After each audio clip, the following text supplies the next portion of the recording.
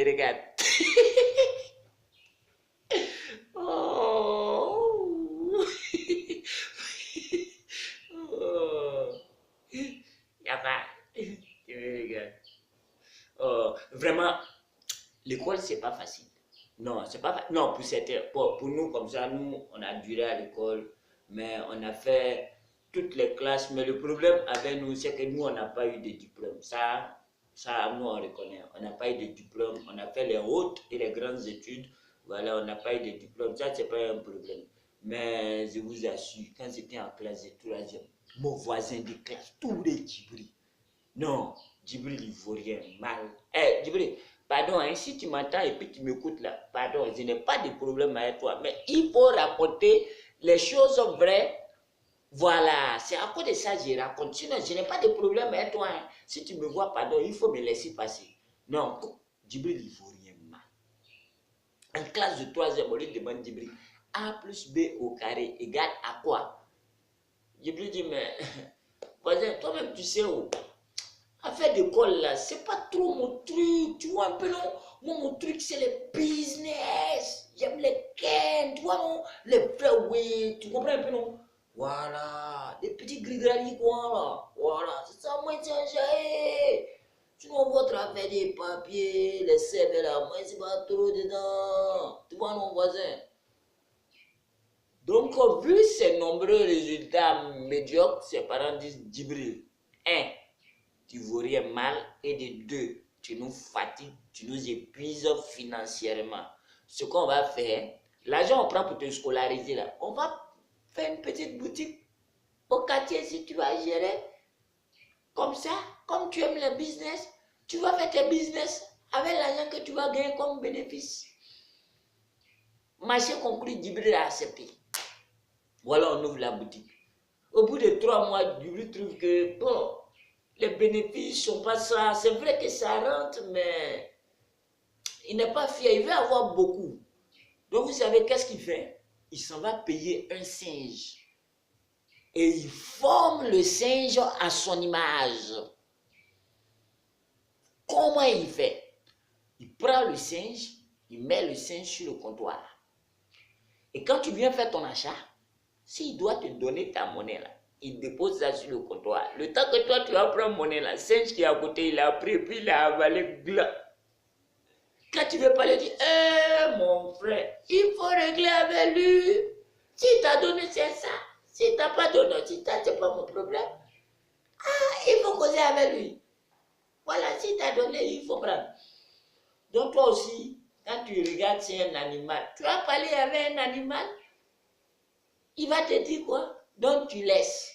Et le soir, quand ils arrivent à la maison, Djibril a une technique qu'il adopte avec le singe. Le singe, il vomit l'argent là. Et puis ça fait sa recette. Voilà un gars qui est venu, qui a fait achat. Matin bonnet, un loupa, un gros bras. Tu vois le gars là? Non, il est baraqué, il est musclé, il est en forme, il est gaillard. J'ai dit, il est grosso modal. Je t'assure. Le gars est venu payer. Il a fait dépense de 15 francs, il a donné 100 francs. Sa monnaie 35 francs. Djibril a déposé matin. Oh, le gars, il devrait aller au plateau. Il est moisi mal. Sa monnaie 35 francs. Le singe, il prend matin là, et puis il avale. Blanc. Le gars finit de faire ce qu'il veut faire. Il demande sa monnaie. Djibril dit, ah, mon frère, mais j'ai déposé ta monnaie. Il dit, mais c'est pas ton singe qui a avalé. Il dit, ah, il faut causer à lui. Si t'as donné, tu prends. Si t'as pas donné aussi, bon, je sais pas, il faut faire ce que tu veux faire. Il dit, ah bon, il n'y a pas de problème. Il a fini de boire l'eau qu'il a payée à 15 francs. Il regarde les singes. Il dit, moi, on m'a dit, depuis que je suis petit, si quelqu'un avale ta bénédiction, il doit vomir. Coûte que coûte, il doit vomir. Donc ce matin, les 35 francs que tu as avalés, c'est ma bénédiction. Je m'en vais au plateau, c'est pour acheter mes sachets d'eau en route. Tu as avalé ma bénédiction, tu vas vomir ma bénédiction. Donc il a plié sa chemise, il a regardé les singes. Tu vas vomir ça. Tu vomiras et tu vomiras. Il s'est concentré. Il a envoyé le singe aussi. Pendant que le gars est en train de se concentrer, reste tranquille, c'est là maintenant il va faire des grimaces pour naguer les loubards. Le loubard dit, tu ne me connais pas, tu vas me connaître. Il s'est concentré. Un coup de poing dans le visage du singe. Gars, vous savez ce que le singe a fait? Le singe a vomi 15 francs. Il dit, voilà, il me reste 25 là-bas. La Bible n'a pas menti. Frappez et l'on vous ouvrira. J'ai tapé, tu as vomi. Il me reste 25. Tu vas donner mes 25. Quand il s'est concentré, il a envoyé. Le singe a vomi 40 francs. Au-delà de la somme qui lui restait. Il dit, ah bon? Donc j'ai fait un guichet automatique. Quand je frappe un peu, il donne un peu. Quand je frappe un peu plus, il donne un peu plus. Mais ça, si j'ai frappé fort, j'ai une jackpot, je n'ai pas besoin d'aller brouiller au plateau matin. Donc il s'est concentré, il a pris un très bel élan comme ça.